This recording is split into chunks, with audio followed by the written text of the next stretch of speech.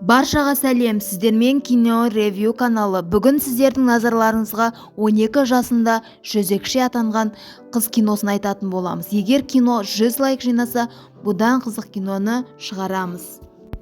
Фильм желісі 1917 жылда Жаңа Орлеан қаласында болып өткен.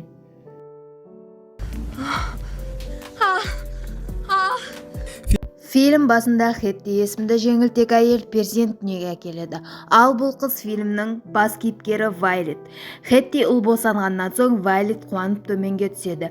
Басқаларға сүйінші хабар жеткізеді. Бірақ ол жердегі әйелдер еркектердің көңілін аулаумен әуре еді. Себебі бұл жезөкшелердің үйі еді. Қыз пианино астында жан-жақты күзетіп отырған уақытта бір қария адам келіп қызға назар салып тұрады. Сонда бұл үйдің бастығы әрі жеңгетайы Нил есімді ханым, егер кішкентай қызды қаласаң, бөлмеңе алып кіріп беремін деп айтады. Сонда қарт кісі кішкентай қыздармен ісім жоқ дейді. Арадан уақыт өтті. Вайлеттің інісі тоқтамай жылайды. Ол бөпені анасының жанына алып барады. Бірақ әйел бөтен еркекпен, яғни клиентпен бірге төсекте жатады. Қыз анасын тұрғызады. Сонда әйел қызға ашуланып, клиенттің рахатын бұзуға болмайды деп айтады. Вайлет жезөкшелер үйіндегі ең кішкентай болашақ жезөкше еді. Ол жас болғандықтан үнемі асыр салып ойнап жүретін. Қыз күнде таңертең жеңгетай әйел Нилге өз дәрісін беретін. Ол үйдегі қызметкерлердің бәрі қара нәсілділер еді. Сол күні таңда бейтаныс фотосуретші олардың үйіне сурет алу үшін келеді. Ол адам Нил ханымнан бір қызды фотосессия үшін сұрайды. Бұл үйдегі жезөкшелер ешбір фотосессия не екенін білмейтін еді.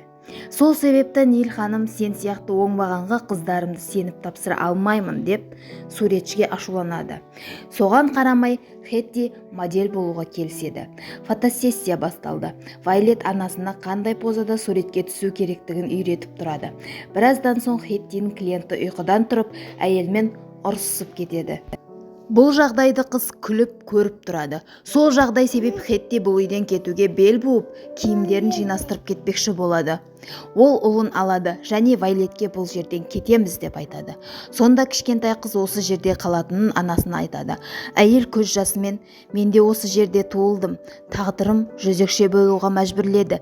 Енді сен де сол тағдырды қалайсың ба деп айтады. Соған қарамай кішкентай қыз бәрібір бұл жерде қалуды қалайды. Арадан біраз уақыт өтті. Түнде тағы еркектер келіп әйелдермен көңіл көтереді. Сонда кішкентай Вайлет суретшінің жанына келеді. Сіз не үшін әйелдермен жоғарыға шықпайсыз? Не себепті сізде әйелдермен бірге болу ұнамайды? Әлде мені ұнатасыз ба деп сұрақ қояды. Сонда адам, мен жас бүлдіршіннің сұрағына жауап бермеймін деп айтады. Вайлет, мен бүлдіршін емеспін деп ашуланады. Сонда бір полиция қызметкері Вайлетті алдына отырғызып, алып тиіспекші болады. Сонда жеңгетай әйел келіп, бұл қыздың бағасы қымбат деп айтады. Сол себепті адам оны өзінен итеріп жібереді. Ертесіне Вайлеттің анасы Хетти қайта келеді және өзіне дереу жаңа клиент тауып алады. Көңіл көтере бастайды. Біраз уақыт өткен соң суретші Хеттиді киімсіз суретке алады. Бұны көрген Вайлет суретшіні анасынан қызғана бастайды және суретшінің заттарын сындырып тастайды. Сол себепті суретші қыздың бетінен шапалақтан ұрады. Ертесіне осы үйде үлкен аукцион басталады. Себебі жеңгетай ханым Вайлеттің қыздығын сатуға қойған еді. Жеңілтек жезөкшелердің бәрі қызға не болатыны және өзін қалай ұстау керектігі туралы айтатын болады. Сонда Нил ханым клиенттермен кездесіп, сатуды сөйлесіп отырған еді. Вайлет болса айнаға қарап өз сұлулығын ретке келтірген. Біраз уақыт өтіп, оны ханшайымдардай көтеріп клиенттердің алдына алып түседі. Қаланың ең бай адамдары Вайлетті сатып алу үшін топталған. Аукцион мәресіне жетеді және кішкентай Вайлет $400,000 миллионерге сатылады. Бұл ақшаны аз деп ойлауыңыз мүмкін, бірақ 1917 жылы бұл ақша қазіргі $400,000 қадірлі еді. Кішкентай Вайлет миллионерге назданып қарап бастайды. Сонда адам қызды көтеріп, жоғарыға алып шығып, бөлмеге алып кіреді.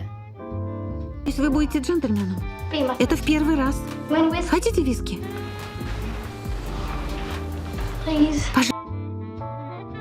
Және фильмнің бірінші бөлімі осы нүктеде өз мәресіне жетеді.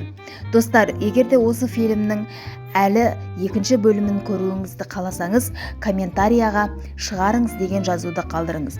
Және видеоға лайк басып, ең маңыздысы каналға тіркелуді ұмытпаңыз. Сау болыңыздар. Назарларыңызға рахмет.